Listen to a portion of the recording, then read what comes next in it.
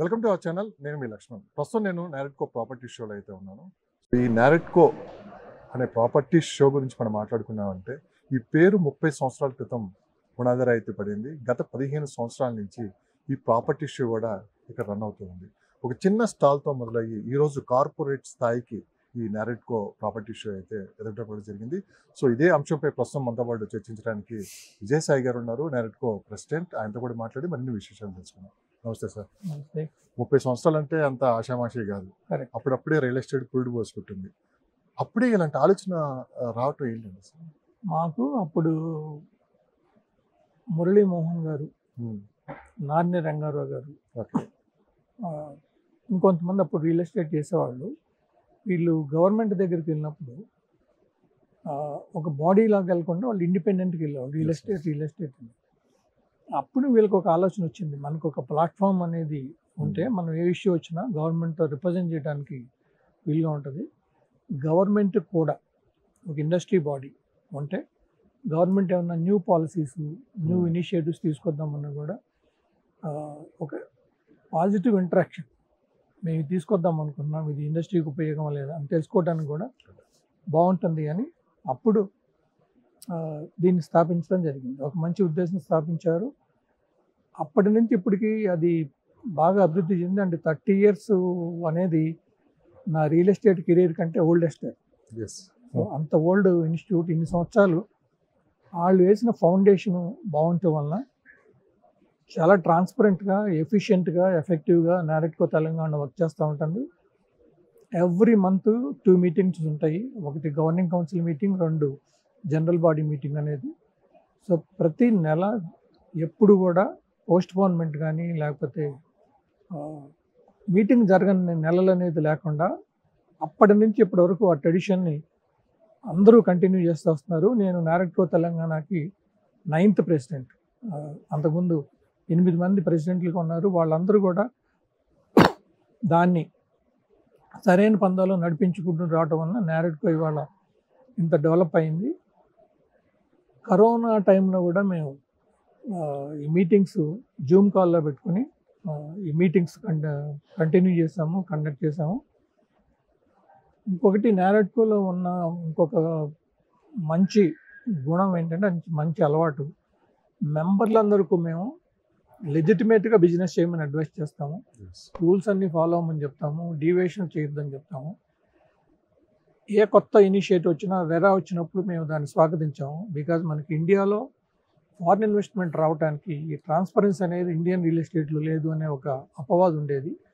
So ఈ RERA రావటం వలన టోటల్ ట్రాన్స్పరెన్సీ, అంటే అందరూ దాన్నే ఫాలో అవటం వలన టోటల్ ట్రాన్స్పరెన్సీ అనేది వచ్చింది. కాబట్టి దాన్ని మేము స్వాగతించాము. దాంట్లో మేము కొన్ని ఇన్పుట్స్ ఇచ్చాము. దాంట్లో మాకు కొన్ని ఇబ్బందికరమైన విషయాలు ఉన్నా కూడా మేము దాన్ని ఫుల్గా సపోర్ట్ చేసి మా మెంబర్లందరికీ ప్రాపర్గా అడ్వైజ్ చేస్తాం. Because RERA is a regulatory body and also a development body. So RERA అంటే ఓన్లీ రియల్ ఎస్టేట్ రెగ్యులేషన్ అనుకుంటారు, బట్ అది స్టార్ట్ చేసినప్పుడే చెప్పింది ఏంటంటే real estate regulation and promotion. అంటే రియల్ ఎస్టేట్ని ప్రమోట్ చేయాల్సిన బాధ్యత కూడా రెరా మీద ఉంది. సో అందుకనే మేము దాన్ని స్వాగతించాము. అట్లాంటి ఎటువంటి ఇనిషియేటివ్స్ వచ్చినా కూడా యాజ్ అన్ అసోసియేషన్, మాకు నారెట్కో నేషనల్ బాడీ ఉంది.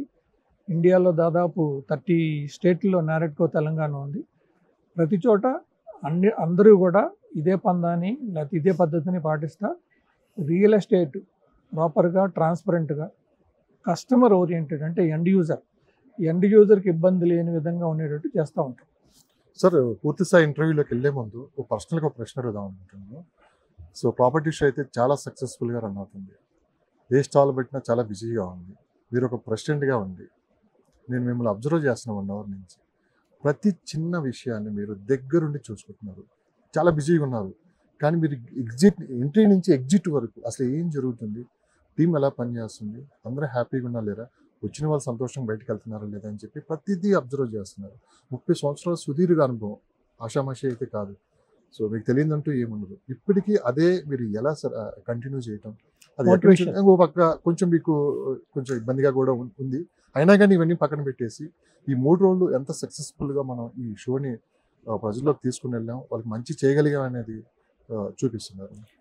ఇది మేమంటే ఒక అసోసియేషన్ ప్రెసిడెంట్ అంటే మనకి ఇష్టమై వాలంటరీగా మనం అదొక బాధ్యతగా తీసుకుని ముందుకొచ్చాం. నారెడ్కో తెలంగాణలో అంటే మీ అందరికీ తెలియదు ఇంకోటి ఏంటంటే ఈ 30 సంవత్సరాల్లో మా దగ్గర ఇప్పుడు ఎలక్షన్ అనేది లేవు. ఎస్. అంటే we are all like family. So ఎలక్షన్లు లేకపోవడం ఏంటంటే ఒకళ్ళ మీద ఒకళ్ళు అపవాదులు వేసుకోవటం కానీ లేకపోతే డిఫరెన్స్ లేకుండా ఒక ఫ్యామిలీ లాగా కలిసిమెలిసి ఉంటాం.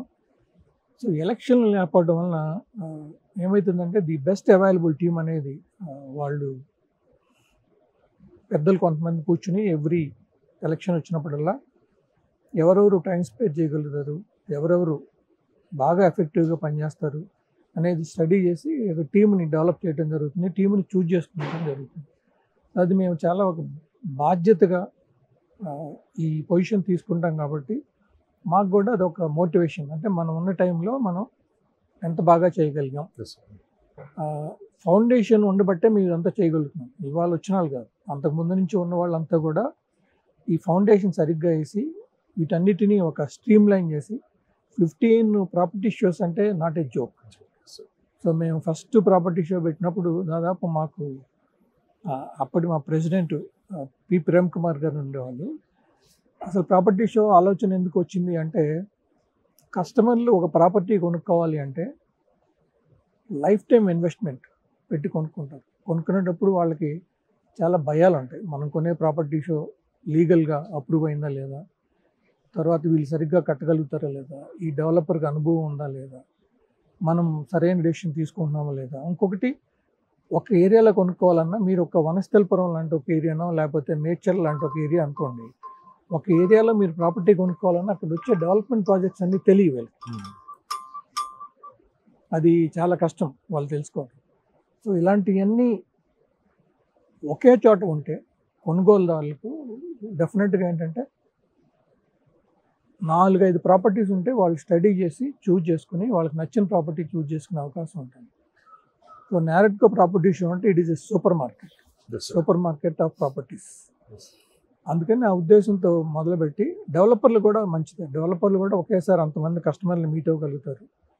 అండ్ కస్టమర్కి కూడా ఒక 10 ప్రాపర్టీలు చూజ్ చేసుకుని తనకి నచ్చిన లొకేషను, తనకి నచ్చిన బడ్జెట్ అండ్ తనకి నచ్చిన ప్రైస్ డిఫరెంట్ డెవలపర్స్ అండ్ అందరూ వచ్చేట ఉన్నప్పుడు కొంచెం వాళ్ళ మధ్యలో కూడా కాంపిటీషన్ ఉంటుంది, ప్రైస్ కాంపిటీషన్. అది కూడా కొనుగోలుదారికి అడ్వాంటేజ్గా ఉంటుంది. సో ఇవన్నిటిని ఆలోచించి ఈ ప్రాపర్టీ షోని అసలు మొదలుపెట్టడం జరిగింది. ఈ లొకేషన్ హైటెక్స్లో ప్రాపర్టీ షో పెట్టాలనే లొకేషన్ కూడా అప్పుడు ఫస్ట్ నారెడ్కో తెలంగాణ ఈ లొకేషన్ ఐడెంటిఫై చేసి ఈ లొకేషన్ చూజ్ చేసుకొని 15 years బ్యాక్ ఇక్కడే మొదలైంది. అప్పటి నుంచి కూడా నెక్స్ట్ ఇయర్ ప్రాపర్టీ షో ఎప్పుడు డేట్స్ మాకు ఇప్పుడే తెలుసు. ఒకసారి వెనక్కి వెళ్దాం మనం 15 సంవత్సరాలకి. 15 years బ్యాక్ చిన్న చిన్న స్టాల్స్తో మొదలైంది. ఈరోజు కార్పొరేట్ స్థాయిలో ఏ స్టాల్కి వెళ్ళినా కానీ అసలు ఆ రిచ్నెస్ కానీ అంతా అట్మాస్ఫియర్ అంతా అసలు కొత్తగా కనపడుతుంది. అంచెలంచెలుగా ఈ స్టేజ్కి తీసుకుని వచ్చారు. అంత ఈజీగా జరిగిందంటారు ఇదంతా? డెఫినెట్గా కాదు. There are challenges. మొదట్లో ఈవెన్ ఫస్ట్ హాల్ అయినా కూడా అసలు ఈ కాన్సెప్ట్ అనేది ఎవరికి తెలియనప్పుడు మేము ప్రాపర్టీ షో పెట్టినప్పుడు మేము ఖర్చు పెట్టిన రెవెన్యూ కూడా మాకు రాలేదు. So but this not a profit motive. ఇది ఒక platform for buyers and developers. అదొక మంచి ఉద్దేశంతో మనం చేసాము. ఇంకోటి ఏంటంటే టీమ్ ఎఫర్ట్. నారెడ్కో తెలంగాణ అంటేనే టీమ్ ఎఫర్ట్. మేము ప్రాపర్టీ షో అనుకున్నప్పుడు ఎవ్రీ ఇయర్ డేట్స్ ముందే తెలుస్తుంది కాబట్టి 3 నెలల నుంచి మా ప్రిపరేషన్స్ మొదలవుతాయి. ప్రిపరేషన్స్ ప్లానింగ్ జరిగేది 3 రోజులైనా కానీ 3 నెలల ముందు నుంచి ఈ ఎఫర్ట్ ఎవరికి తెలియదు. ప్రాపర్టీ షో ఊరికే ఎవ్రీ ఇయర్ సేమ్ రొటీన్గా అయిపోతుంది అనుకుంటారు. కానీ ఒక 10 to 15 members all the developers interest ఉన్నారు. వాళ్ళ టైము ఎఫర్ట్ స్పెండ్ చేసి లాస్ట్ ఇయర్ కంటే ఈ సంవత్సరం ఎలా బాగా చేయాలి. ఇప్పుడు కూడా మేము పెట్టే ఎఫర్ట్ అంతా కూడా పార్టిసిపేట్ చేసే డెవలపర్కి మంచి రిజల్ట్ రావాలి, మంచి ఫుట్ఫాల్స్ రావాలి, వాళ్ళకి సేల్స్ అవ్వాలి. ఇదే మోటోతో మేము పనిచేస్తూ ఉంటాం. కాబట్టి ఒక హాలు తర్వాత 2 హాల్స్, 2 హాల్ తర్వాత 3వ హాల్ అనేది నెసెసిటీ ఉన్న 3 హాల్స్ అయితే కష్టం తీసుకునే వాళ్ళం కాదు. బట్ లక్కీగా మాకు ఈ పెద్ద హాల్ రావటం వల్ల 2 హాల్స్ కలిపి 70,000. స్క్వేర్ ఫీట్ అయితే ఇప్పుడు ఇది 1 lakh square feet. Okay. So ఇది ఎఫిషియెంట్గా కూడా ఉంది, మాకు కూడా ఈజీగా ఉంది. డెవలపర్లకి హెల్ప్ చేస్తున్నాము, ఎండ్ యూజర్కి హెల్ప్ చేస్తున్నాం అనే మోటివేషన్ మాకు చాలా తృప్తినిస్తుంది. ఓకే సార్, బేసిక్గా మీరు ప్రెసిడెంట్ అయిన తర్వాత ఎలాంటి ఛాలెంజెస్ ఫేస్ చేశారు, ఎలాంటి నిర్ణయాలు తీసుకొని దీన్ని కొంచెం ముందు తీసుకొని పెట్టడానికి ప్రయత్నం చేస్తున్నారు, అండ్ టీమ్ని ఎలా మొత్తం కోఆర్డినేషన్ చేసుకుంటారు? ఇది 15 సంవత్సరాలు అయింది కాబట్టి మేము కొత్తగా దీన్ని రీఇన్వెంట్ చేయాల్సిన అవసరం ఏం లేదు. సో ఎవ్రీ ఇయర్ ఇంప్రూవ్ చేసుకుంటూ వెళ్తాము, అందరూ సజెషన్ ఇస్తారు, అందరూ ఇన్పుట్ ఇస్తారు, అందరూ పార్టిసిపేట్ చేస్తారు, అందరూ సపోర్ట్ చేస్తారు. ఇది ఇక్కడ ఏం జరిగినా కూడా ఇది టీమ్ ఎఫర్ట్ అనేది తప్పితే ఒక ప్రెసిడెంట్ సెక్రటరీ కొత్తగా వచ్చి చేంజ్ చేసేది ఏమి ఉండదు, ఇంప్రూవ్ చేస్తాం. లైక్ ఇప్పుడు మేము ఒక ప్రాజెక్ట్ చేసినప్పుడు మేము చాలా బాగా చేసాం అనుకున్నా కూడా ప్రాజెక్ట్ అయిపోయిన తర్వాత ఇది ఇంకా బాగా చేస్తే బాగుండేది, ఈ ఏరియాలో లోపాలు అనేది మాకు తెలుస్తుంది. సో దాన్ని నెక్స్ట్ ప్రాజెక్ట్లో ఇంప్రూవ్ చేసుకున్నాం. అట్లాగే ప్రాపర్టీ షోలో కూడా సో నాకు తెలిసి ఇంకెవరు చేయరు, ప్రతి ఇయర్ మేము స్టాల్స్ వాళ్ళందరికీ ఫీడ్బ్యాక్ ఫామ్ ఇస్తాం. ఇచ్చేసి వెళ్ళే రోజు వాళ్ళ దగ్గర నుంచి ఆ ఫీడ్బ్యాక్ ఫామ్ కలెక్ట్ చేసుకుంటాం. ఫీడ్బ్యాక్ ఫామ్లో అన్నీ ఉంటాయి, మీకు నచ్చిందా నచ్చలేదా, ఓకే, మీరు మళ్ళీ పార్టిసిపేట్ చేస్తారా లేదా, మీరు ఇంకెవరన్నా పార్టిసిపేట్ చేయమని సజెస్ట్ చేస్తారా లేదా, ఇట్లాంటి ఫీడ్బ్యాక్ ఎవ్రీ కస్టమర్ ఫీడ్బ్యాక్ కూడా ఉంటుంది మీ దగ్గర. కస్టమర్ ఫీడ్బ్యాక్ కూడా ఉంటుంది. ఓకే, కస్టమర్ ఫీడ్బ్యాక్ ఏమో వీడియో బైట్స్ అది తీసుకుంటారు, ఇది ఒక ఫామ్ లాగా ఇచ్చి మేము దాన్ని మళ్ళీ అన్ని అయిపోయిన తర్వాత కంపైల్ చేసి మా నెక్స్ట్ మీటింగ్లో ప్రజెంట్ చేస్తాం. ఇయర్ ప్రాపర్టీ షోలో మనకు వచ్చిన ఫీడ్బ్యాక్ ఎవ్రీ ఇయర్ ఏం చేంజెస్ చూశారు మీరు ఈ ఫీడ్బ్యాక్? ఓకే, మేజర్గా ఎక్కువ సార్లు ఫీడ్బ్యాక్ ఏమొస్తూ ఉందంటే ఎక్కువ లొకేషన్లో ప్రాజెక్టులు ఉండాలి, అందరికీ అనుగుణమైన బడ్జెట్లో ఉండాలి. హైటెక్స్లో ప్రాపర్టీ షో అనగానే నోవాటెల్ హోటల్ లాగా ఇది కార్పొరేట్ లెవెల్లో ఉంటుంది, ఇక్కడ మనకంతా 2-3 కోట్ల ప్రాపర్టీస్ ఉంటాయి అనేది ఒక మైండ్ సెట్. సో మీరు కనుక మా దగ్గర చూస్తే స్మాలెస్ట్ డెవలపర్ కూడా దే కెన్ పార్టిసిపేట్. మాట్లాడారు, నేను 10 అపార్ట్మెంట్లు ఉన్నాళ్ళు కూడా ఆ ప్లాట్ఫామ్ మేము ఇచ్చాం. మాకు నేరెట్కో తెలంగాణ మెంబర్లు కాకపోయినా కూడా వాళ్ళకి ఆపర్చునిటీ ఇస్తాం. నేను చిన్న స్టాల్స్ కూడా చూశాను, వాళ్ళతో మాట్లాడాను. సో లోయెస్ట్ అంటే ఏంటంటే మనకి ఇక్కడికి ఎవరు వచ్చినా కూడా మనకి అనుగుణమైన బడ్జెట్లో మనకు దొరుకుతాయి అనే ఒక నమ్మకం క్రియేట్ చేయడానికి మేము ప్రయత్నం చేస్తాం. ప్రతి ఒక్కరికి అందుబాటులో ఉండాలి. ఎవరు వచ్చినా కూడా 40 లక్షల నుంచి 4 కోట్ల వరకు ఇక్కడ అవైలబుల్గా ఉంటాయి. 4 కోట్ల వరకు అవైలబుల్గా ఉంటాయి. సో అందుకని ఏంటంటే నేరెట్కో అనేది అందరిది, కొందరిదే కాదు. చిన్న డెవలపర్ అయినా ఇక్కడ పార్టిసిపేట్ చేయొచ్చు. మా మెంబర్లు కూడా చిన్న డెవలపర్లు ఉన్నారు, పెద్ద డెవలపర్లు ఉన్నారు. అది మేము సాధించిన biggest achievement, supporting smallest developer. మా మెంబర్ కాకపోయినా కూడా మేము సపోర్ట్ చేస్తాం. రెస్పాన్స్ చూస్తుంటే అర్థమవుతుంది పబ్లిక్ ఈరోజు ఎంతమంది వచ్చారు. నేను జరిగేది 3 రోజులే కానీ ఫస్ట్ డే కొంచెం లేట్ ఉండే, లాస్ట్ 2 days మటుకు పబ్లిక్. సో డైరెక్ట్గా రియల్ ఎస్టేట్ గురించి మాట్లాడుతున్నాం సార్. మీరు చూసిన రియల్ ఎస్టేట్ వేరు, మీరు చూస్తున్న రియల్ ఎస్టేట్ వేరు. ఎన్నో మార్పులు, ఎన్నో ఛాలెంజెస్, ఎన్నో ఒడిదుడుగులు అన్నీ చూసి వచ్చింది హైదరాబాద్. ప్రజెంట్ కండిషన్ ఏంటి Hyderabad? What is real fact? వాస్తవాలు మాట్లాడాలి. వాస్తవం ప్రకారం చెప్పాలంటే compare to any other state, Hyderabad real estate is an auto mode. Auto mode అంటే జరిగే డెవలప్మెంట్ జరుగుతూనే ఉంటుంది. గవర్నమెంట్ సపోర్ట్ చేస్తే కొంచెం పెరుగుతుంది, యాక్సిలరేట్ అవుతుంది. ఎందుకంటే మన డెవలపర్లు అందరూ కూడా over the years they gain knowledge, they gain expertise, so they gained competence to build up to 50 floors, 100 floors. We never imagine. ఒక హైదరాబాద్ డెవలపర్ మేము 85లో 90sలో సింగపూర్ వెళ్ళినప్పుడు సింగపూర్లో హైరైజ్ ప్రాజెక్ట్ చూసాము. అది వాళ్ళు ఇక్కడ సాధ్యమవుతుంది. 2000 ఆ టైంలో అసలు బిగ్గెస్ట్ ప్రాజెక్ట్ అనుకుంటే ఒక 2000 square yards బిగ్గెస్ట్ ప్రాజెక్ట్. పెద్ద డెవలపర్ ఎవరు అంటే 1000 గజాలు 2000 గజాలు చేసేవాళ్ళు పెద్ద డెవలపర్. ఇవాళ అది 20 ఎకరాల 40 ఎకరాల స్టేజ్కి వెళ్ళిపోయింది. సో ఇది biggest transformation for real estate in Telangana. That is possible because of successive governments continued the development plans. Yes, sir. That is another uniqueness of successive governments in Telangana. A government వచ్చినా అంతకుముందు మొదలుపెట్టిన ప్రాజెక్ట్ని ఆపలేదు. Complete చేస్తారు. Yes. That is the Yes, మన uniqueness. ముఖ్యమంత్రి గారు కూడా చూడడం జరిగింది. ఓఆర్ఆర్ మొదలు పెట్టినప్పుడు రాజశేఖర రెడ్డి గారి పేరు చెప్పారు. హైటెక్ సిటీ వచ్చినప్పుడు చంద్రబాబు నాయుడు గారి పేరు చెప్పారు. Correct. రేపు నేను 4th సిటీ కింద కంప్లీట్ చేస్తే 100 సంవత్సరాల తర్వాత కూడా నా పేరు చెప్పుకుంటారని ఆయన చెప్పారు. సో మొత్తం మీద గవర్నమెంట్లో అయితే గవర్నమెంట్ ఎఫెక్ట్ అనేది రియల్ ఎస్టేట్ మీద తక్కువ, హైదరాబాద్ ఎక్స్పెషల్లీ. సార్ ఒకసారి 30 years అంటున్నారు, ఇదే ప్లేస్లో మనం ఎక్కడైతే కూర్చుని ఇదే ప్లేస్లో మీరు తిరుగుంటారు. ఆ రోజు మార్కెటింగ్ కొత్త అనుకుంటా, ఐ థింక్ మీరు అన్ని అడవలు మీరు ఎక్స్పెక్ట్ చేశారా ఈరోజు ఈ స్థాయిలో ఇక్కడ ఈ మీటింగ్ జరుపుకున్న ఒకసారి బ్యాక్కి వెళ్ళి ఆలోచిస్తే ఎలా అనిపిస్తుంది సార్? అస్సలు ఊహించలే.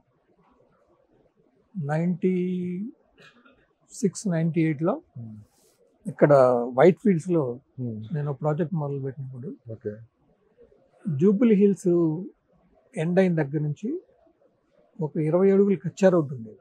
20 అడుగులకు వచ్చారు. 20 అడుగులు 30 అడుగులు ఒకటే దూరం రోడ్డు. తార్ రోడ్డు ఉండేది, మిగతాది కచ్చా రోడ్ లాగా ప్రాపర్ రోడ్డు ఉండేది కాదు ఉండేది కాదు. మొదలు పెట్టినప్పుడు. ఆ తర్వాత డెవలప్మెంట్ అనేది లేదు. ఓకే, జూబ్లీ హిల్స్ నుంచి అసలు Hmm. మాదాపూర్ ఇదంతా లేదు, డెవలప్మెంట్ పొలాలు అంటే కదా అగ్రికల్చరల్ పొలాలు అన్నీ ఉండేవి.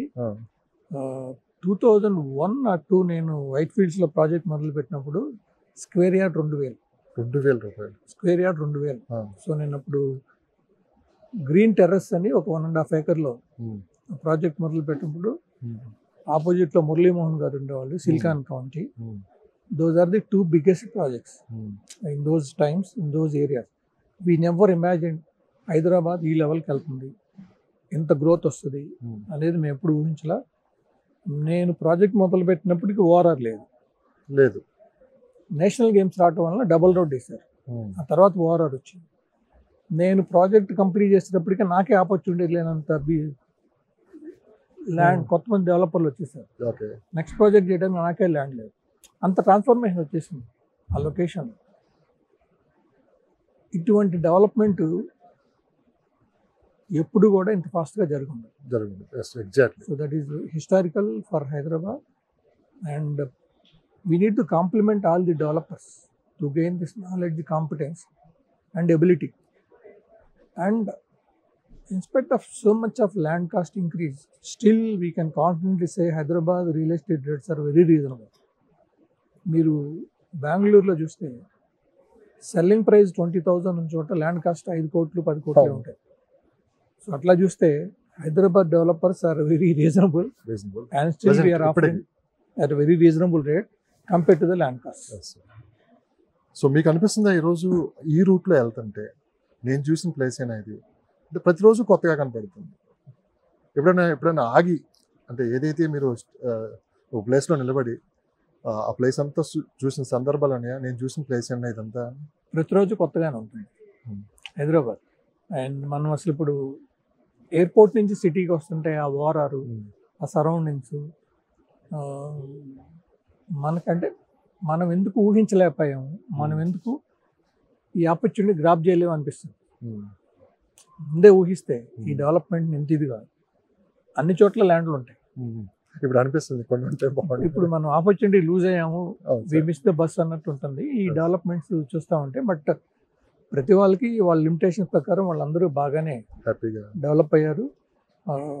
మీరు హైదరాబాద్ డెవలపర్లను కనుక స్టడీ చేస్తే అందరికీ కూడా ఊహించినంత గ్రోత్ మంచి లాభాలు చాలా మందికి. తక్కువ టైంలో. అంటే that is because of their hard work, commitment and passion. So NAREDCO ఈ డెవలప్మెంట్లో వన్ ఆఫ్ ది పార్ట్, ఎవరు అవునన్నా కాదన్నా, దానికి ఈరోజు మీరు ప్రెసిడెంట్గా ఉన్నారు. దీన్ని ఎలా ఫీల్ అవుతున్నారు? అంటే ఈ హైదరాబాద్ డెవలప్మెంట్లో వన్ ఆఫ్ ది పార్ట్, ఎందుకంటే ఇలాంటి ప్రాపర్టీ షోస్ మీరు నిర్వహించడం వల్ల పబ్లిక్ ఇక్కడికి వచ్చి వాళ్ళకి కావాల్సిన ప్రాపర్టీ సెలెక్ట్ చేసుకొని జెన్యున్గా ఇక్కడ జరుగుతున్న అన్ని విషయాలను కూడా వాళ్ళు హ్యాపీగా ఉంటారు. దీనిలో వన్ ఆఫ్ ది పార్ట్గా మీరు కూడా ఉంటారు. ఎలా అనిపిస్తుంది నారెట్కో అనే కాదు, యాజ్ ఎ డెవలపర్ మేము చాలా ప్రౌడ్గా ఫీల్ అవుతాం. అంటే అసలు ఒక రకంగా చెప్పాలి అంటే ఒక ప్రభుత్వం చేయలేని పని మేము చేస్తున్నాం అనుకుంటాం. ప్రభుత్వం చేయలేని పని ఏంటంటే ప్రతి స్టేట్లో హౌసింగ్ బోర్డ్స్ ఉన్నాయి. ప్రభుత్వం దగ్గర ల్యాండ్ ఉంది, పవర్ ఉంది, డిపార్ట్మెంట్స్ ఉంది, అయినా కూడా హౌసింగ్లో ఎఫెక్టివ్గా వాళ్ళు అనుకుని చేయలేకపోతున్నారు. ఆ లోటు మేము తీరుస్తున్నాం. ఓకే. మా దగ్గర ఆ రిసోర్సెస్ అన్నీ లేకపోయినా అన్ని కష్ట నష్టాలకు వచ్చి ల్యాండ్ కొని పర్మిషన్లు తెచ్చుకొని తర్వాత వచ్చే లీగల్ డిస్ప్యూట్స్ని ఎదుర్కొని వీటన్నిటిని అధిగమించి ప్రజలకి అవసరమైన గూడు ఇండియా మొత్తం డెవలపర్లే చేస్తున్నారు. గూడు గుడ్డ అనేవాళ్ళు ఇప్పుడు మెయిన్ గూడు కావాలి. అన్ని చోట్ల డెవలపర్లే పనిచేస్తున్నారు, ప్రభుత్వాలు చేయట్లేదు. సో ఎందుకని అన్ని కష్టాలు ఎదుర్కొని కూడా మేము మాకు బిజినెస్ అనుకున్నా కూడా రియల్ ఎస్టేటు చాలామందికి తెలియదు కానీ అసలు అంత కాంప్లికేటెడ్ బిజినెస్ ఇంకోటి ఉండదు. మేము ఎదుర్కొనే ఇబ్బందులు ఎవరు ఏ బిజినెస్లో కూడా ఎదుర్కోరు. అంత కాంప్లికేటెడ్ బిజినెస్ అయినా కూడా వీటన్నిటిని అధిగమించి అల్టిమేట్గా మేము ఒక ప్రాజెక్ట్ కంప్లీట్ చేసి డెలివరీ చేసినప్పుడు ఒక స్కూల్ టీచర్ పిల్లలు 100% రిజల్ట్ వస్తే ఎట్లా ఫీల్ అవుతారో మాకు కూడా ప్రతి ప్రాజెక్ట్లో అలాంటి ఫీలింగ్ వస్తుంది. దాంతోపాటు మేము కూడా we are contributing to the national GDP. ఇప్పుడు ఇండియన్ జీడిపిలో రియల్ ఎస్టేట్ దాదాపు 8% ఎంత ఉంది. In future in about next coming 20 years real estate GDP is going to be 15 to 20%. So national గ్రోత్లో కూడా మేము పార్టిసిపేట్ చేస్తున్నాం. And we also contributing a lot to the government revenues. ఏ ప్రాజెక్ట్లో అయినా మాకు వచ్చే రెవెన్యూలో దాదాపు 40 to 45% will go to government through so many taxes. మీరు ఆటో పైలట్లో ఉందని మీరు అన్నారు. ఇది నాణ్యానికి ఒకవైపు, కానీ ఈరోజు ఆటో పైలట్ నుంచి మళ్ళీ పైలట్ మోడ్లోకి వచ్చింది అంటే నేను ఒప్పుకోను. ఆటో మోడ్లో ఉంది అంటే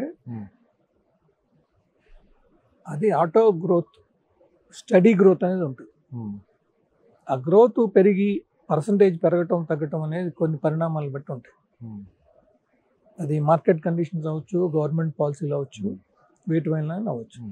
బట్ రీజనబుల్ గ్రోత్ అనేది ఉంటుంది. కానీ వాస్తవాలు దాచే ప్రయత్నం చేస్తున్నారంటే మీరు బయట జరుగుతున్న ప్రచారానికి మీరు చెప్పేదానికి పొందడం లేదంటే వాస్తవాలే చెప్తున్నాను నేను. ఇప్పుడు జనరల్గా నేను వాస్తవంగా అని చెప్పినా కూడా ఎవరు నమ్మరు. ఎందుకంటే ఈ ప్రశ్న నేను అడిగింది మిమ్మల్ని. రీసెంట్గా ముఖ్యమంత్రి గారు కూడా ఈ ప్రాపర్టీ షోకి అటెండ్ అయ్యారు. దాదాపు 1:15 మాట్లాడారు. ఆయన మాట్లాడిన దాంట్లో దాదాపు ఒక 10 times వచ్చి ఉంటుంది అన్నమాట. అపోహాలకు గురి చేశారు, పబ్లిక్ అపోహాల్లో ఉన్నారు, మీరు దాని నుంచి బయటపడండి, మీరు ఏం చేయాలో అది చేస్తాం అని చెప్పి ఆయన 10 సార్లు అన్నారు. అందుకు నేను ఈ ప్రశ్న అడిగాను. కరెక్ట్, అందుకే చెప్తున్నా నేను. ఆటో మోడ్లో ఉంది అంటే ఒక ప్రభుత్వం ఉండటం వల్ల రియల్ ఎస్టేట్ పెరగదు, ఒక ప్రభుత్వం పోవటం వల్ల రియల్ ఎస్టేట్ పడదు. ఆటో మోడ్లో ఉంది అంటే అర్థం ఏంటంటే స్టడీ గ్రోత్ అనేది రెగ్యులర్గా ఉంటానే ఉంది.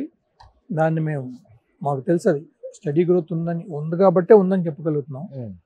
సో ప్రభుత్వం మారటం వలన రియల్ ఎస్టేట్ పడిపోయింది అనేది వాస్తవం కాదు.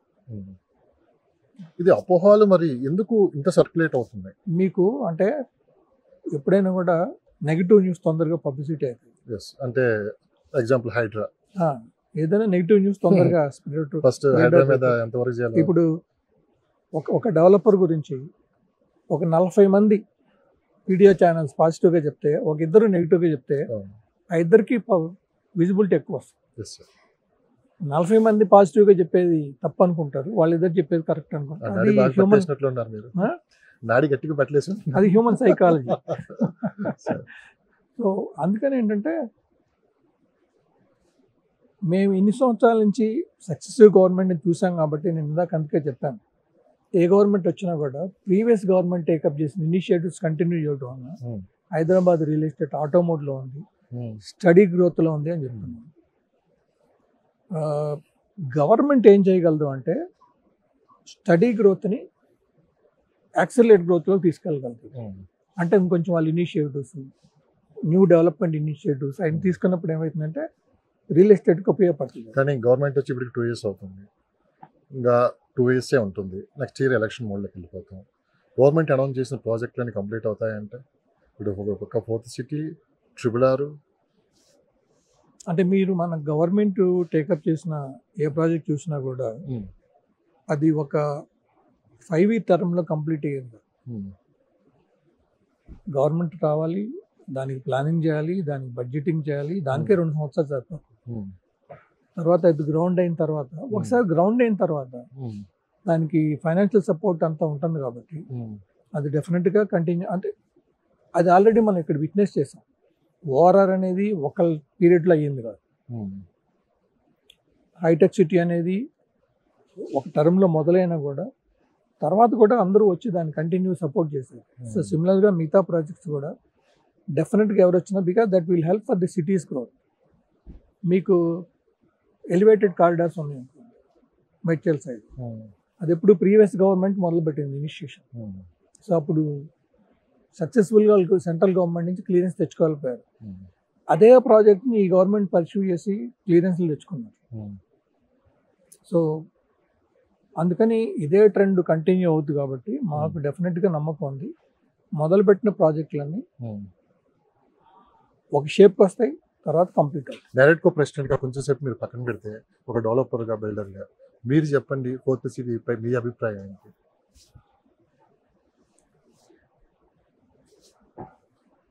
మీకు అండి ఏదైనా నేను ఐ విట్నెస్డ్ యాక్చువల్గా the growth of real estate of Cyberabad from day 1.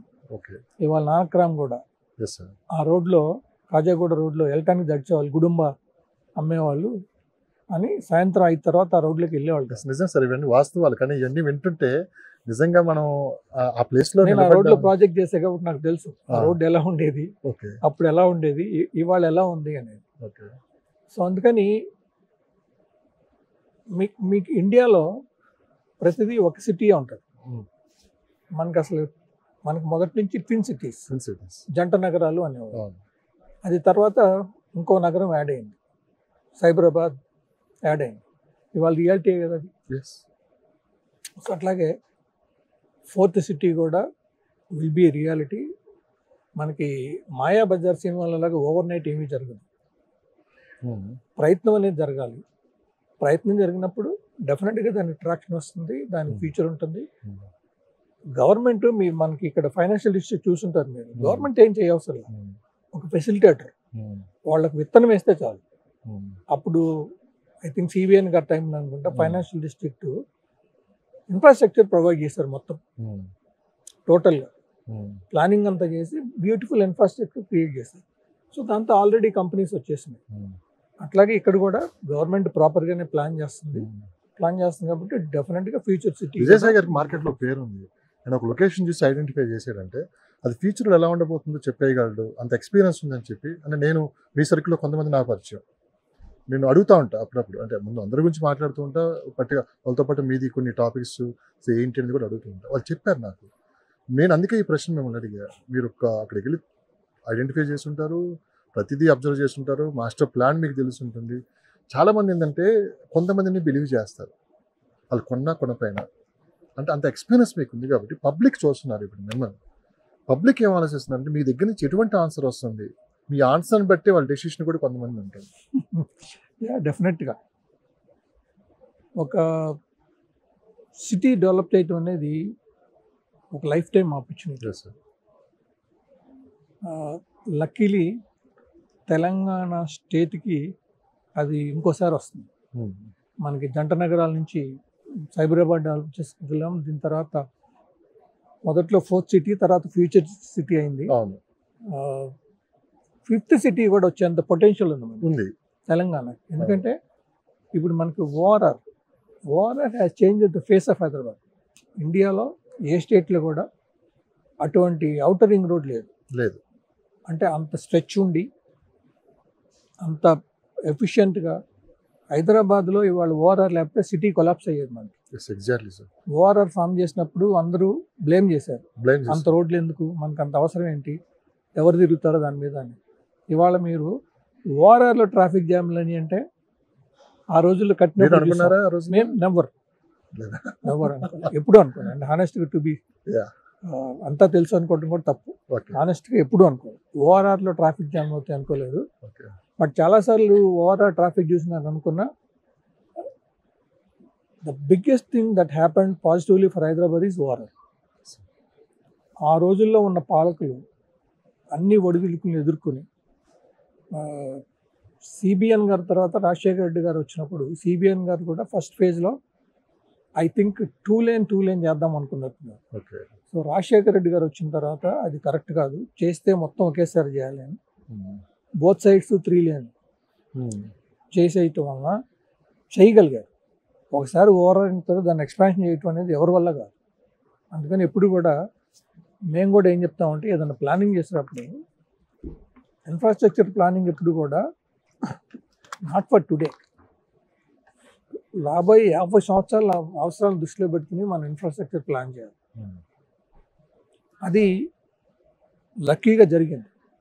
అట్లాగే 4th సిటీ కూడా ప్రాపర్గా ప్లానింగ్ చేసి మొత్తం ఇవాళ డెవలప్మెంట్ అవుతుంది. మీకు ఎంత బాగా డెవలప్ అయిందని హైదరాబాద్లో ఇవాళ కూడా జూబ్లీస్లో వేకెంట్ ప్లాట్స్ ఉంటాయి, మాదాపూర్ ఏరియాలో వేకెంట్ ప్లాట్స్ ఉంటాయి. సో సిమిలర్గా ఎక్కడైనా కూడా గ్రోత్ అనేది ఒక స్టడీగా వస్తుంది డెఫినెట్గా. హిస్టారికల్ ఆపర్చునిటీ మన స్టేట్ గవర్నమెంట్కి 4th city future city develop చేసుకోవటం. అండ్ మనకు RRR కూడా వస్తుంది కాబట్టి ఆల్మోస్ట్ స్టేట్లో 50% బెస్ట్ ఇన్ఫ్రాస్ట్రక్చర్తో కనెక్ట్ అయిపోయినట్టు ఉంటుంది. ఓఆర్ఆర్ని RRRని కలిపితే కనెక్టివిటీ అదంతా half of the state was covered with the best infrastructure in addition to the new national highways. So అందుకని 4th సిటీ కూడా గవర్నమెంట్ ల్యాండ్స్ ఎక్కడ ఉంటే అక్కడ ఆటోమేటిక్ డెవలప్మెంట్ అనేది ఉంటుంది. ప్రభుత్వంతో సంబంధం లేదు ఇక్కడ, ఏ ప్రభుత్వం వచ్చినా అదే ల్యాండ్ కదా. గవర్నమెంట్ ల్యాండ్స్ మేము రిక్వెస్ట్ చేసేదంటే గవర్నమెంట్ని they should be in future be kept for public purpose. మాకు ఇప్పుడు మేము ఫేస్ చేస్తున్నాం కొన్ని చోట్ల అంత డెవలప్ అయిన చోట గవర్నమెంట్ సబ్స్టేషన్ పెడదామంటే గవర్నమెంట్ ల్యాండ్ అవైలబుల్ కాదు, ప్రైవేట్ ల్యాండ్లో కొని కట్టలేరు. మనకి ఎక్కడికి వెళ్ళినా కూడా పబ్లిక్ ప్లేసెస్ ఇంపార్టెన్స్ ఉంటుంది. యూరోప్లో కానీ మనం అటు వెళ్తే సివిక్ కమ్యూనిటీస్, పబ్లిక్ ఒక library, school, public health centre, convention centre, ఇట్లాంటి వాటన్నిటికీ బ్యాంకులు, వీటన్నిటికీ ప్రిఫరెన్స్ ఉంటుంది. వాటన్నిటికీ ల్యాండ్ రిజర్వేషన్ ఉంటుంది. మనకి కొత్తగా RRR వస్తుంది కాబట్టి చాలా ల్యాండ్ అవైలబిలిటీలో వస్తుంది కాబట్టి గవర్నమెంట్ ఫ్యూచర్ని దృష్టిలో పెట్టుకుని కొన్ని ప్లేస్లు అఫోర్డబుల్ హౌసింగ్కి, కొన్ని పబ్లిక్ కమ్యూనిటీస్, కొన్ని బస్ స్టాండ్స్, ఇట్లాంటి వాటికి ప్లేస్ రిజర్వ్ చేసి పెడితే చర్చించడం జరిగింది గవర్నమెంట్ తోటి. అంటే ఇలాంటి అంశాలు మేము చెప్తా ఉంటాం గవర్నమెంట్తో. ఇప్పుడు ఈ సబ్స్టేషన్ ఇంపార్టెన్స్, ఇబ్బంది అందరూ డెవలపర్లు ఫేస్ చేస్తున్నారు. మనకి ఇప్పుడు ఫైనాన్షియల్ డిస్ట్రిక్ట్లో ఏదైనా కొత్త కమర్షియల్ కాంప్లెక్స్ వస్తే గోపన్నపల్లి దగ్గర నుంచి అండర్ గ్రౌండ్ లైన్ వేసుకొని రావాలి. It is wasting national resources. అదొక సబ్స్టేషన్ ఇక్కడ ఉంటే అన్ని రిసోర్సెస్ వేస్ట్ చేసుకోవాల్సింది.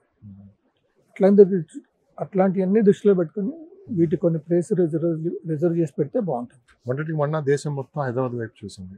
కోకోపేటలో ఎకరం, పోలీసులో ఎకరం 100 కోట్లు. సో ఒక 1 వీక్ ఇదే చర్చ నడిచింది. మీరు అన్నట్లు మీడియాలో మొత్తం ఒక వారం రోజులు ఇదే ఉంటుంది. రీసెంట్గా తీసుకున్నామంటే ఎకరం 177 కోట్లు. పబ్లిక్ పెద్ద సీరియస్గా తీసుకోలేదు. 77 కోట్లు ఎక్స్ట్రా, ఇంకా తక్కువ అని ఫీల్ అవుతున్నారా ఏంటి? 177 కోట్లే కదా అనే టైప్ ఏమన్నా మార్పు కనపడుతుంది అంటారా? అంటే హైదరాబాద్ బ్రాండ్ వాల్యూ అంతకన్నా పెరిగిపోయింది అనుకోవచ్చు. డెఫినెట్గా పెరిగింది.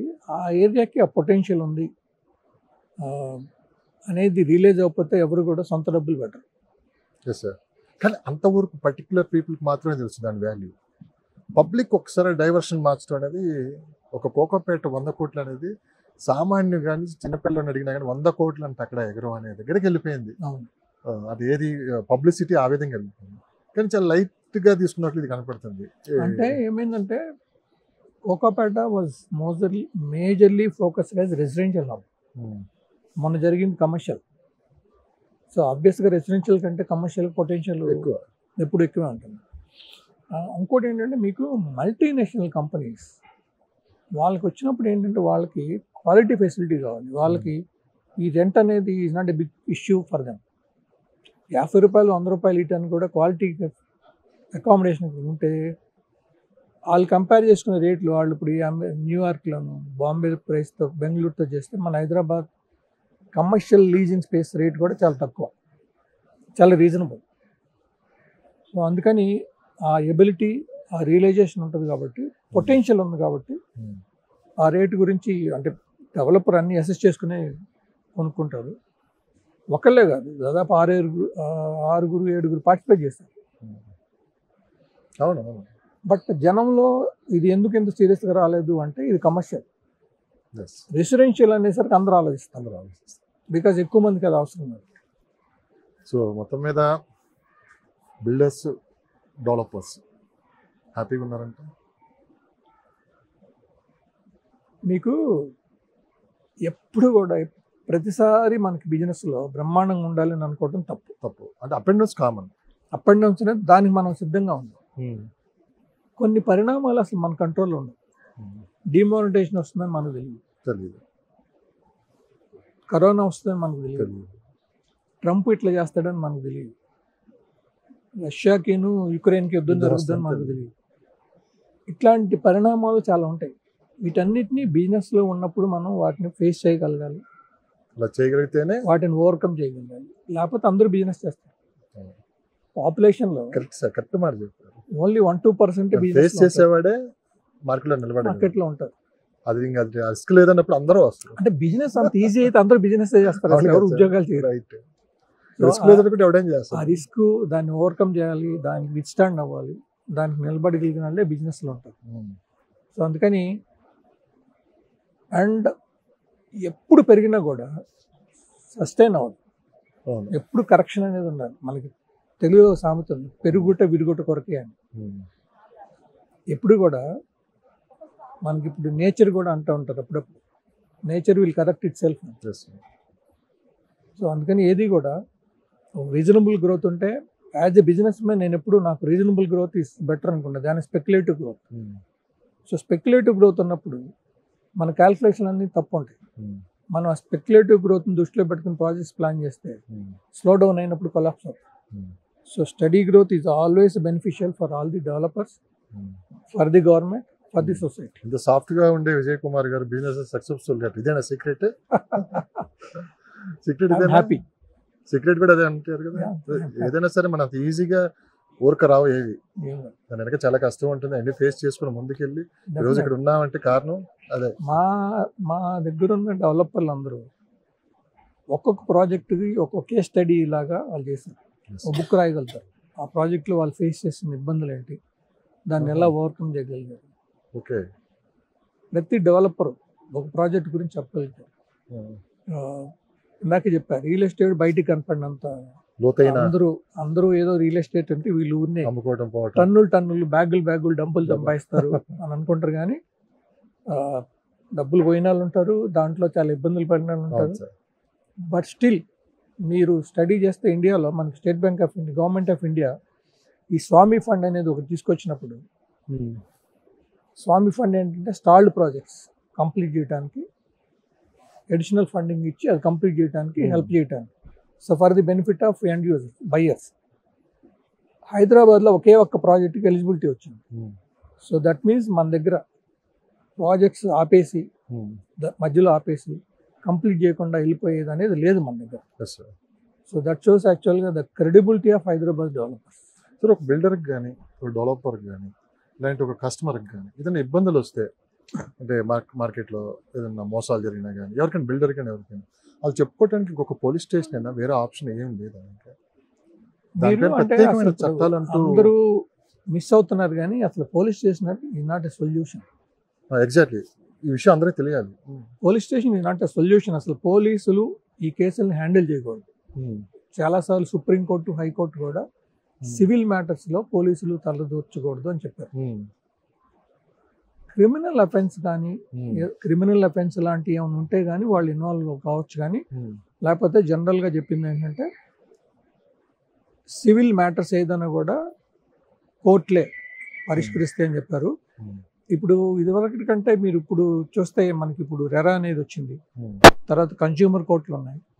అవి కూడా కాకుండా మీడియేషన్ అనేది కూడా ఒకటి ఉంది. మా డెవలపర్ల మధ్యలో ఏమైనా ఇబ్బందులు వచ్చినా, ఒక కస్టమర్ ఏదైనా ఇబ్బంది వచ్చి మమ్మల్ని అప్రోచ్ అయినా, వాళ్ళు కనుక మా మెంబర్ అయితే అసోసియేషన్ కూడా మీడియేట్ చేసి if the problem is reasonable ఏమైనా ఉంటే కరెక్ట్ చేసి హెల్ప్ చేయడానికి ట్రై చేస్తున్నాం. సో అందరూ కూడా మీడియేషన్ ఫాలో అవ్వండి. కానీ మార్కెట్లో కొన్ని వందల మంది ఉన్నారు ప్రాబ్లమ్స్ ఫేస్ చేస్తున్నారు. అంటే బయట చెప్పుకుంటే పరువు పోతుందని చెప్పి చాలామంది లోపల బాధపడేవాళ్ళు. పోలీస్ స్టేషన్కి వెళ్తే అక్కడ పని అవ్వదు, కోర్టుకి వెళ్తే సంవత్సరాలు తిరగదు. సరే, ఇదంతా కాకుండా మొత్తం మీరే కోఆర్డినేట్ చేసుకుని దీనికి ఒక డెస్క్ ఏర్పాటు చేసి ఖచ్చితంగా అక్కడ పరిష్కారం దొరుకుతుందనే భరోసా ఎందుకు కల్పించలేకపోతున్నారు అంటే? దీనికి కొంత డెవలపర్ల కారణం, కొంత కస్టమర్లు. అవును, ఆశ అనేది కామను. ఇప్పుడు 8,000 స్క్వేర్ ఫీట్ అమ్మే చోట మాకు ఒక కొత్త డెవలపర్ వచ్చి 4,000కి ఇస్తున్నాడు, ఫుల్ పేమెంట్ ఇస్తే 4,000కి ఇస్తారు. అనుభవం లేని డెవలపర్ దగ్గర కొనుక్కొని ఇబ్బందులు పడి తర్వాత మా సమస్య ప్రభుత్వం పరిష్కరించాలంటే జరిగే పని. ఎగ్జాక్ట్లీ, ప్రభుత్వం ఏం చేయగలదు? సో ప్రతి బయ్యర్ కొనుక్కోబోయే ముందు track record of the developer verify చేసుకోవాలి. అంతకుముందు ఎన్ని ప్రాజెక్ట్స్ కంప్లీట్ చేశారు, ఆ ప్రాజెక్ట్ దగ్గరికి వెళ్ళి చూడొచ్చు, ఆ ప్రాజెక్ట్లో కొనుక్కున్న కస్టమర్ల దగ్గర వెరిఫై చేసుకోవచ్చు. అది పూర్తిగా తెలుసుకొని సో కస్టమరు ఒక లైఫ్ టైమ్ ఎర్నింగ్స్ ఇన్వెస్ట్ చేస్తారు. సో ఇన్వెస్ట్ చేసేటప్పుడు వాస్తవ ధరకు దగ్గరగా ఉండేవి కొనుక్కోవాలి. 50 లక్షలు 40 లక్షలకు వస్తుందని ఆ 10 లక్షలకి కనుక కాంప్రమైజ్ అయ్యి అనుభవం లేని డెవలపర్ దగ్గర కొనుక్కుంటే అసలుకే మోసం వచ్చుద్ది అన్నట్టు ఆ 40 లక్షలకు కూడా మోసం వస్తుంది. అంటే ఎంత అవేర్నెస్ తీసుకుని వచ్చినా కానీ మార్పు కనిపించట్లేదు. అంటే మార్పు కొంత కనిపిస్తుంది. ఇప్పుడు ఇంకా ఇలాంటి ఆఫర్లకు లేకుంటే గవర్నమెంట్ పేపర్ యాడ్ ఇచ్చింది.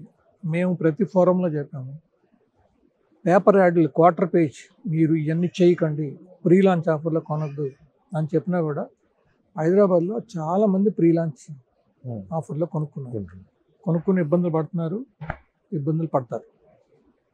ఇదంతా ఏంటంటే వాళ్ళకి తెలియక కాదు, తెలిసి చేసిన తప్పు. డెవలపర్లు కూడా అట్లా చేయకూడదు. సో అది ఇద్దరి తప్పు. అందుకని అటువంటి అవాయిడ్ చేసి వీళ్ళు approved projects, developer track record verify చేసి అప్రూవ్డ్ ప్రాజెక్ట్స్ సరైన ధరకు కొనుక్కోండి. మీకు జ్యువెలర్స్ అతను ఎవరో చెప్తూ ఉంటాడు, లలితా జ్యువెలర్స్ డబ్బు ఊరికే రాదు. అట్లాగే ఎవరు కూడా నష్టానికి ప్రాజెక్ట్ చేయరు. మీకు తక్కువ రేటుకి వస్తుందంటే అక్కడైతే రిస్క్ ఉందని అర్థం. సో దాన్ని అవాయిడ్ చేయాలి. తప్పకుండా ఎక్కడైతే సరసమైన ధర అంటే మీరు వెరిఫై చేసుకోవాలి. మాకు ఎవరన్నా ల్యాండ్ ఆఫర్ చేసి మీకు చాలా తక్కువ ధరకు వస్తుందంటే మేము దాన్ని నెగిటివ్గా చూస్తాం. 10 కోట్లు ఉన్న చోట ఎవరైనా నాకు 5 కోట్లకి ఇస్తున్నారంటే అదొక ఆపర్చునిటీ గ్రాప్ చేయం. ఇక్కడ ఏదో ప్రాబ్లం ఉందని అనుకుంటాం. అందుకని కస్టమర్లు కూడా అట్లా చూసి పర్చేజ్ డెసిషన్ తీసుకుంటే వాళ్ళు ఇబ్బందులు పడకుండా ఉంటారు. మీరు చాలా చూసుంటారు, ఒక గవర్నమెంట్ మ్యాక్సిమం ఏం చేస్తుంది, వీళ్ళు వెళ్ళినప్పుడు వాళ్ళ మీద కేసు పెడతారు. అంతే, కేసు పెడతారు, వాళ్ళని జైల్లో పెడతారు. అది ఎప్పుడుకో తేలుతూ ఉంటుంది. మనకి కంబైన్ షేట్లో చూస్తుంటాం అగ్రి గోల్డ్ అని, ఇప్పటికి 10 సంవత్సరాలు అయిపోయి ఉంటాయి, సొల్యూషన్ రాలేదు, జీరో. అందుకని సొల్యూషన్ లేని ప్రాబ్లమ్ తెచ్చుకొని సొల్యూషన్ కావాలనుకుంటే ఇబ్బంది. అటువంటి వాటి జోలికి వెళ్ళకూడదు. నారెట్కో ప్రాపర్టీ షో ద్వారా ప్రాపర్టీ కొనుక్కుంటూ వచ్చే బెనిఫిట్స్ ఏంటి? సో నారెట్కో ప్రాపర్టీ షోలో ఎవరు పార్టిసిపేట్ చేసినా కూడా ఇక్కడ రెరా అప్రూవ్డ్ ప్రాజెక్ట్సే ఉంటాయి. అందుకని అంటే రెరా అప్రూవ్ అంటే ప్రాపర్గా అప్రూవల్ వచ్చిన తర్వాత రెరా రిజిస్ట్రేషన్ ఇస్తారు. అందుకని బయ్యర్స్ ధైర్యంగా ఇక్కడ ఇబ్బందులు లేకుండా ఇక్కడ ప్రాజెక్ట్ కొనుక్కుంటే మనకి గ్యారంటీ డెలివరీ ఉంటుంది అని నమ్మకంతో వచ్చి కొనుక్కోవచ్చు. ఎందుకు స్టాల్స్ కూడా మీరు తొందరగా ఇవ్వరంట? అంటే ఇట్స్ మీన్ చాలా రూల్స్ అండ్ రెగ్యులేషన్స్ ఉంటాయి ఇక్కడ స్టాల్ తీసుకోవాలంటే. జనరల్గా ఇది స్టడీ చేస్తాం. కొంత ట్రాక్ రికార్డ్ కొంత ఆల్రెడీ ఆ డెవలపర్ మీద ఏమన్నా కొంచెం నెగిటివ్గా ఏదైనా ఉంటే కొంచెం హోల్డ్ చేస్తాం. అట్లాగే అప్రూవ్డ్ ప్రాజెక్ట్స్ ఉంటేనే ఇప్పుడు కొంతమంది మా దగ్గర స్టాల్స్ బుక్ చేసుకుని కూడా మళ్ళీ విత్డ్రా చేసుకున్నాం. ఆ టైంలో అప్రూవ్ రాలేదు. So approved projects, RERA number ఉన్న ప్రాజెక్ట్స్నే ఇక్కడ డిస్ప్లే చేయడం జరుగుతుంది. అందుకని బయ్యర్స్ నమ్మకంతో వచ్చి ఇక్కడ కొనుక్కోవచ్చు. సో నారెడ్కో కూడా చాలా కఠినంగా వ్యవహరించదు అనే మాట బయటకు వచ్చింది. ఈ స్టాల్స్ ఎవరైతే పెట్టుకున్నారో వాళ్ళ విషయంలో అంటే ఆ లోతుపాతులు అనేది ఏంటి అనేది ఇప్పుడు మన మీడియా ముందు చెప్పకూడదు. అవి నేను విన్నాను కాబట్టి మేము అడుగుతాం. తప్పకుండా అవన్నీ పరిశీలిస్తాను. అంటే కఠినంగా వ్యవహరించట్లేదు, చాలా ట్రాన్స్పరెంట్గా చాలా ఫ్రెండ్లీగా ఉంటున్నారు అనే మాట బయటకు వచ్చింది. డెవలపర్స్ నేను చెప్పా, అడిగారు కొంతమంది, నేను అడిగాను చెప్పారు నాకు. నేను అవసరం మిమ్మల్ని తీసుకొని పోయి ఇప్పుడు వాళ్ళతో మాట్లాడిస్తాను. అంటే చాలా కఠినంగా ఉండే వాస్తవం వేరు, ఫ్రెండ్లీగా ట్రాన్స్పరెంట్గా వాళ్ళకి ఎటువంటి ఇబ్బందులు లేకుండా చిన్న చిన్న ఏమైనా ఉన్నా కానీ తర్వాత చూద్దాంలే మీరు పెట్టుకోండి అనే ఫ్రీడమ్ ఇచ్చారని చెప్పి వాళ్ళు చెప్తారు. డెఫినెట్గా అంటే it is for developers. Association డెవలపర్ల కోసం పనిచేస్తుంది. మేము కస్టమర్ల గురించి కూడా ఆలోచిస్తాం. ఇప్పుడు రీసెంట్గా మేము రిజిస్ట్రేషన్ డిపార్ట్మెంట్ వాళ్ళు మమ్మల్ని ఒక రిజిస్ట్రేషన్ ధరలు మార్చడానికి, పెంచడానికి, తగ్గించడానికి ఒక డిస్కషన్కి పిలవటం జరిగింది. పిలిస్తే మేము అప్పుడు అక్కడ అడిగిన డిమాండ్ ఏంటంటే రిజిస్ట్రేషన్ ఛార్జీలు తగ్గించమన్నాం. మాకు బెనిఫిట్ రాదు, ఎండ్ యూజర్ బెనిఫిట్ వస్తుంది. ల్యాండ్ వాల్యూస్ పెంచమన్నాం. ల్యాండ్ వాల్యూస్ పెంచితే మేము ఎక్కువ రిజిస్ట్రేషన్ ఛార్జీలు పే చేస్తాం. సో బిజినెస్కి ఏది ఉపయోగం అది అడుగుతాం. సెల్ఫిష్గా అన్నీ మాకే కావాలి అని మేము అడుగుతాం. మేము కొన్నిసార్లు వెళ్ళి అడిగేది ఎండ్ యూజర్ కోసం అడుగుతాం. సో రిజిస్ట్రేషన్ ఛార్జీలు తగ్గిస్తే ఎండ్ యూజర్ బెనిఫిట్.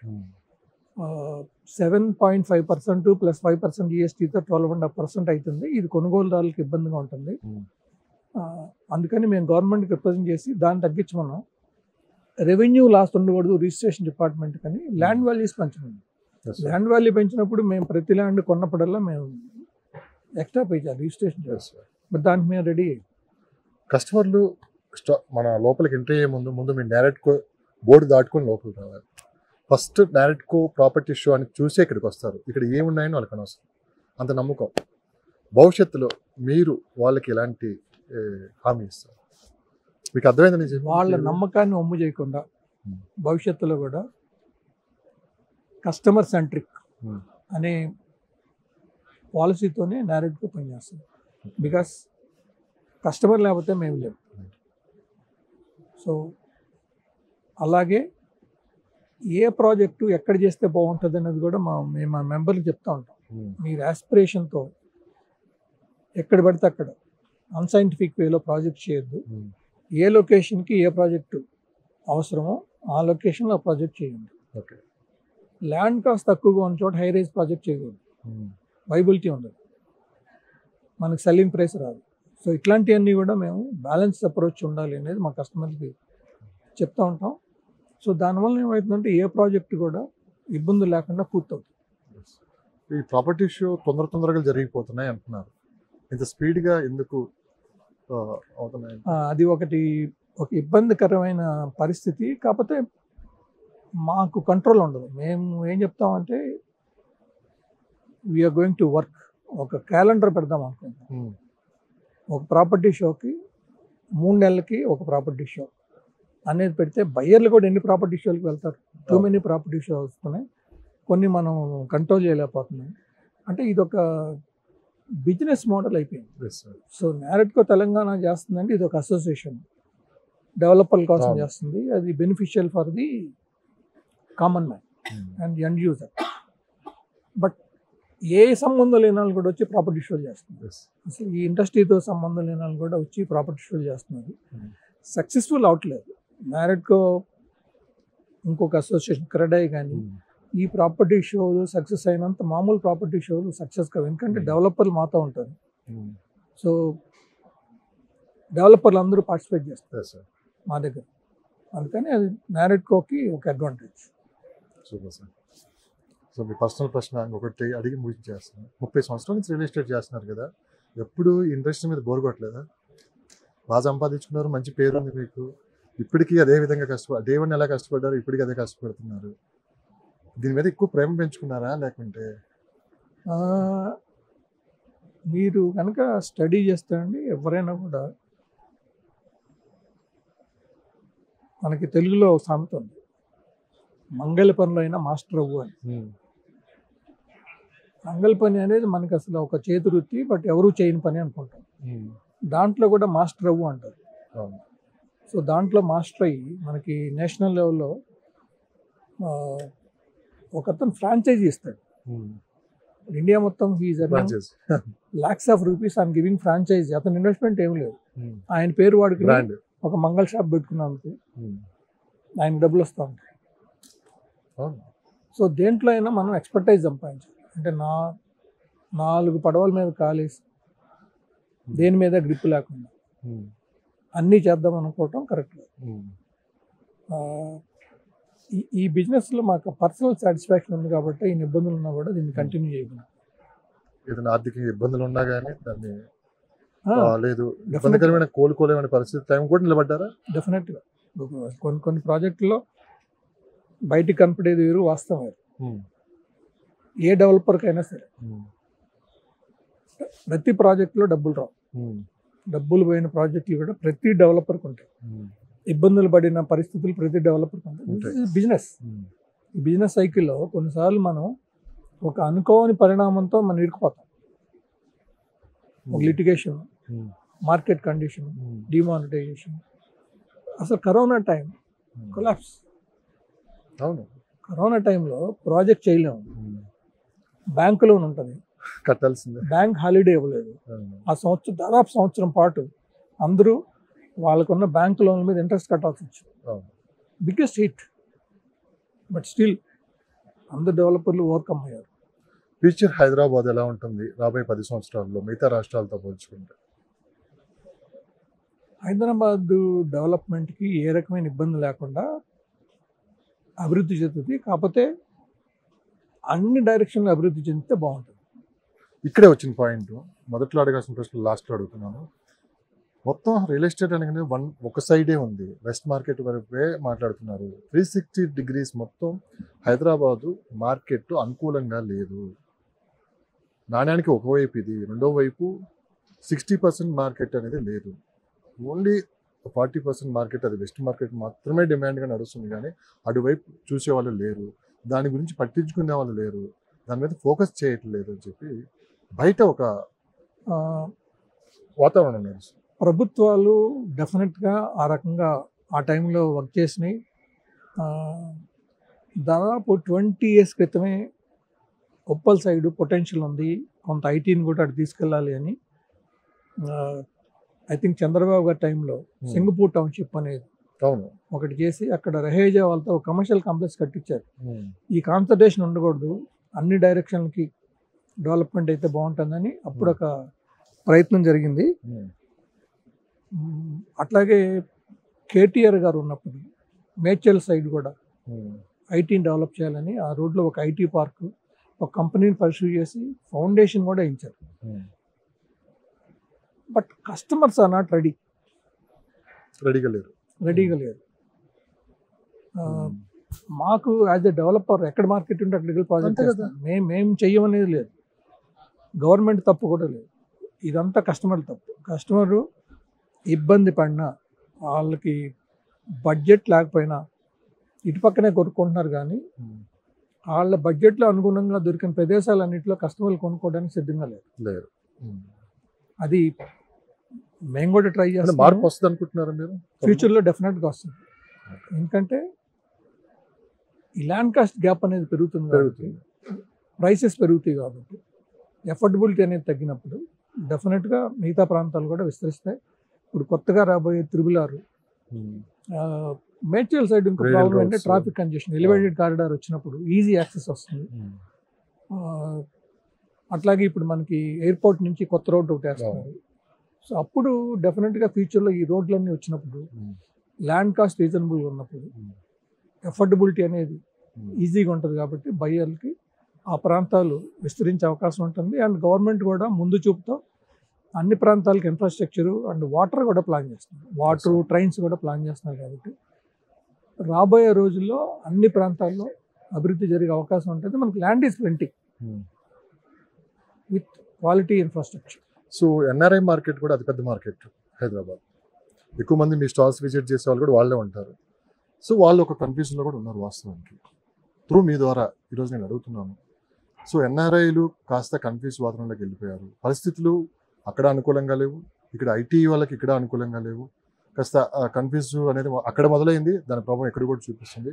మరోపక్క హైదరాబాదు ఒక కొత్త సిటీ నిర్మాణం జరుగుతుంది ఒక పక్క, మరోపక్క అమరావతి కూడా ఒక నిర్మాణం జరుగుతుంది. అది పోతూ రెండు కళ్ళు లాంటివి, ఎటువైపు మొగ్గు చూపాలని చెప్పి ఒక ఉంది, ఆ వాతావరణం కనిపిస్తుంది వాస్తవంగా. రేపు ఎవరు బాబు గారు అనగానే ఆయన విజన్ గుర్తు వస్తుంది, ఆయన ఫాస్ట్ గ్రోత్ ఇవన్నీ గుర్తు వస్తే, ఓ పక్క తీసుకున్నామంటే ఆయన టీంలోనే ఇక్కడ ముఖ్యమంత్రి గారు అంటే ఆ రోజు ఈ రోజు కాదు, ఈ ఆలోచనలు అంతా ఒక రకంగానే ఉంటాయి. ఇది వాస్తవా కాదా అంటే ఇది డెఫినెట్గా వాస్తవమే. కాకపోతే మీకు ఇప్పుడు ప్రతి కష్టాన్ని ఒక ఆపర్చునిటీగా తీసుకోవాలి. మీకు ఇప్పుడు మనకి Trump effect, it is a historical opportunity for India. ఎప్పటికప్పుడు మనం ఇలాంటి పరిస్థితిని డెఫినెట్గా ఎదుర్కోవాలి.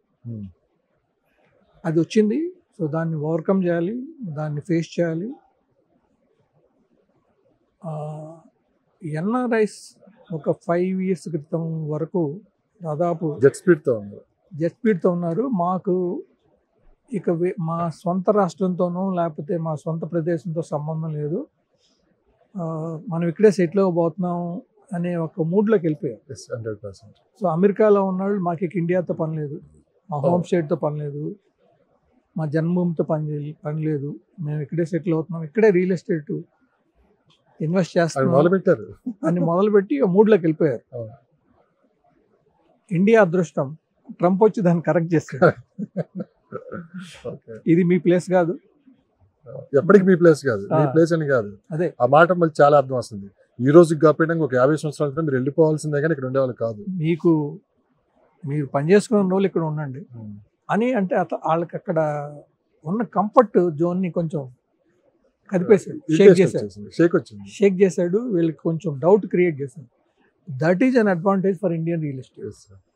ఇప్పుడు ఏమవుతుంది, వాళ్ళందరూ కూడా వాళ్ళకి ఒక రకమైన ఇన్సెక్యూరిటీ వచ్చినప్పుడు మనకి బ్యాకప్ ప్లాన్ అంటే ఏ ప్రాబ్లం అయినా ప్లాన్ ఏ ప్లాన్ బి అంటారు. సో ప్లాన్ బి ఏంటి, వాళ్ళకి హోమ్ స్టేటో వాళ్ళకి హోమ్ సిటీయో అక్కడ ఒక ఇన్వెస్ట్మెంట్ ఉండాలి. సో 2 years 3 years క్రితం వరకు అందరూ కూడా ఇక్కడ ఉన్న ప్రాపర్టీస్ని అమ్ముకుని మాకు ఇక్కడేం పని లేదు, మేము అక్కడే ఇన్వెస్ట్ చేసుకుంటాం అని మూడ్లోకి వెళ్ళిపోయారు. కొంతమంది అమ్ముకున్నారు, కొంతమంది వెళ్ళారు. డెఫినెట్గా ఇప్పుడు అది ఫుల్ స్టాప్ పడి అక్కడ వాళ్ళందరూ కూడా ఇక్కడ మాకు కూడా ఒక ఇన్వెస్ట్మెంట్ ఉండాలి అనే ఒక మైండ్ సెట్లోకి వెళ్తారు. That will definitely help Indian real estate industry.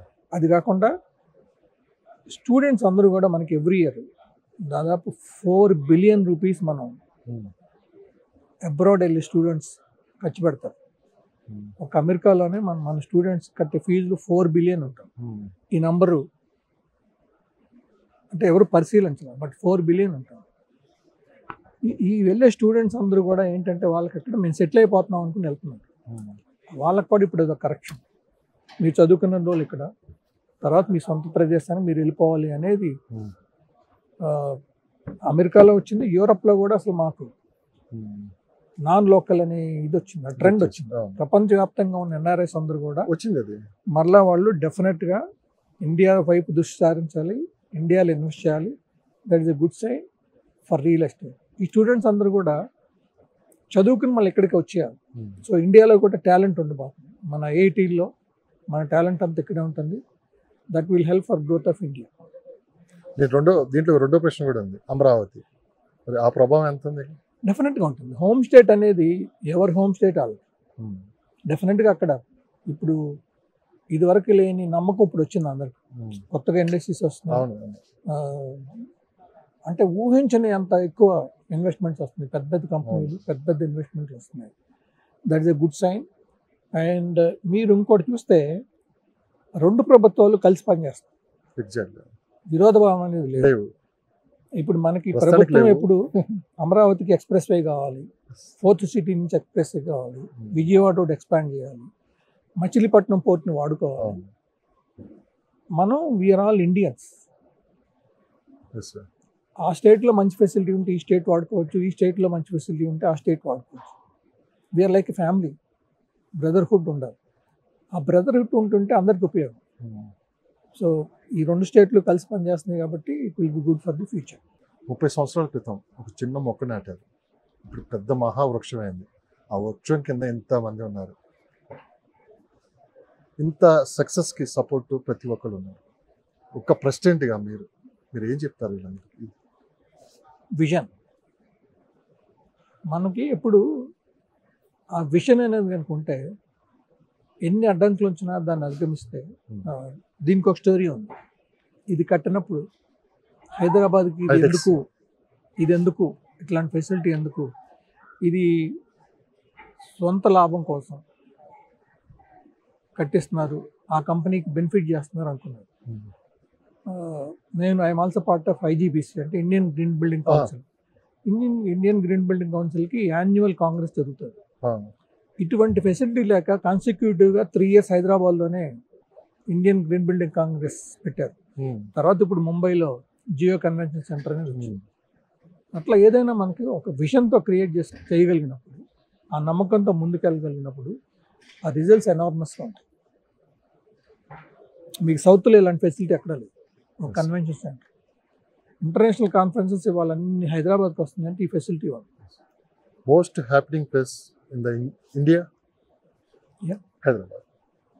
ఫ్యూచర్లో చెప్పలేదు హైదరాబాద్ సార్.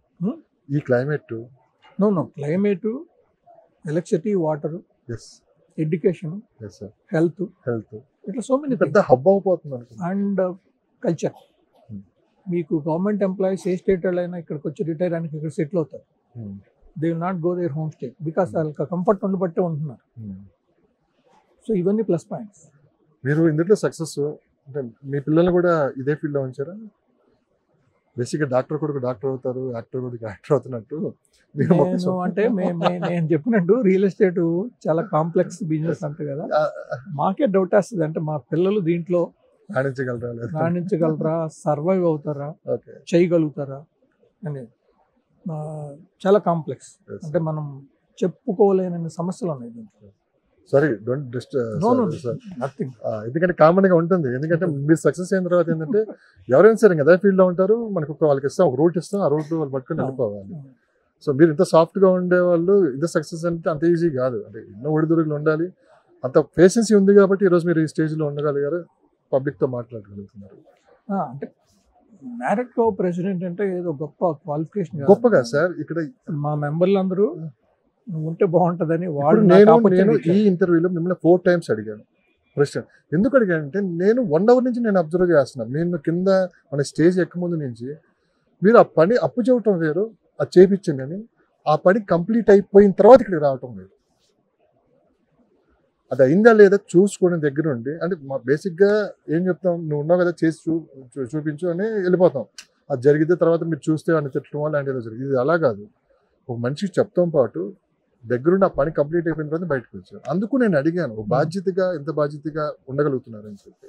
అది మాకు ఈ అసోసియేషన్లో ఇన్ని రోజులు ఉండటం వల్ల వచ్చిన నాలెడ్జ్ గెయిన్. మా ముందాళ్ళు అట్లాగే చేస్తారు, మేము అట్లాగే చేస్తాం. వాళ్ళ దగ్గర నుంచి నేర్చుకున్నాను. Thank you sir, thank you so much. ఇలా మాట్లాడుకుంటూ పోతే ఇంకా చాలా విషయాలు ఉన్నాయి మనం మాట్లాడుకోవడానికి. ఒకరోజు స్పెషల్గా మీరు మా స్టూడియోకి వస్తే చాలా విషయాలు చర్చించాలి. వాస్తవాలకి చాలా దగ్గరగా మాట్లాడుతున్నారు. ప్రజలకు కూడా చాలా అవసరం ఈ టైంలో. వాళ్ళకి ఒక భరోసా మనం కల్పించాలి. ప్రజలకి, కొనుగోలుదారులకి కొన్ని గైడ్ లైన్స్ ఇవ్వాలి, మాట్లాడదాం. తప్పకుండా మీరు సమయం కేటాయిస్తే ఒక మంచి ఇంటర్వ్యూతో మళ్ళీ వద్దాం. Thank you so much. ధన్యవాదాలు.